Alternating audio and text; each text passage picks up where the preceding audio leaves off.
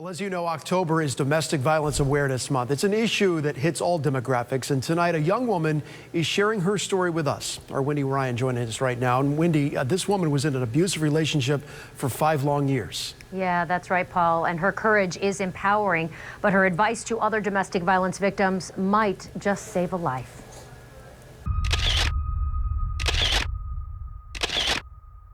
24-year-old Kayla Schramm thought she had met her soulmate 5 years ago.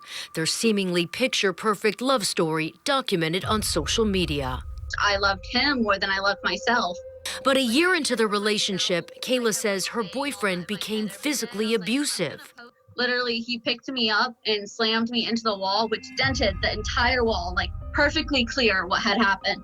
And he threw me on the bed and he was strangling me. And he tells me, like, he wants me to die. Kayla says his violent behavior often frightened her as he drove recklessly on the highway at 100 miles an hour, or when he threw a cell phone at her face. Like, I was gushing blood, and I'm scared because I've never had that happen. So I was like, I need to go to the hospital. Several stitches later, she once again stayed with him, and the abuse continued. But when he bought a gun, her fear grew. The toxic relationship could end in a murder-suicide. Because he's taken out his gun and pointed at me. He's taken his gun and said he's going to kill himself or he was going to kill me. But after every fight, Kayla says he'd manipulate her where she was the one apologizing. Anytime it would happen, it would turn into me feeling bad for him and helping him through it. Like, it was never him saying sorry to me. It was like me being like, it's okay, like, I still want to be with you, we can get through this. Kayla admits she could spot domestic violence in other relationships, but could not admit she was actually in one herself. So his father is abusive, which makes me understand more domestic violence and how people just don't get it, because I didn't get it. I was in a relationship with an abuser, and I would call out, like, why doesn't your mom just leave your abusive dad? Like, the most hypocritical things to say. I'm just like, why doesn't she just leave? So now she warns family and friends, be supportive and listen to a survivor instead of telling them to get out. If all you ever do is tell us to just leave, we're not going to open up to them.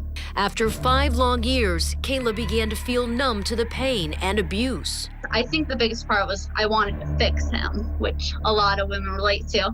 Once she realized that, she bravely walked away, telling her story on social media, helping her end the cycle of abuse. Once people know your relationship, it's easier to not go back. Her Facebook post has since been shared almost 100,000 times with thousands of comments. That social media support system now helping build her self-esteem and realizing she's not alone. And Kayla has this advice for domestic violence victims. You just have to start working on yourself first. Even if you're still in the relationship with them, the more you start to work on yourself, the more you build yourself to be able to leave and to stay gone. I don't think leaving is the hard part. I think it's staying gone is the hard part.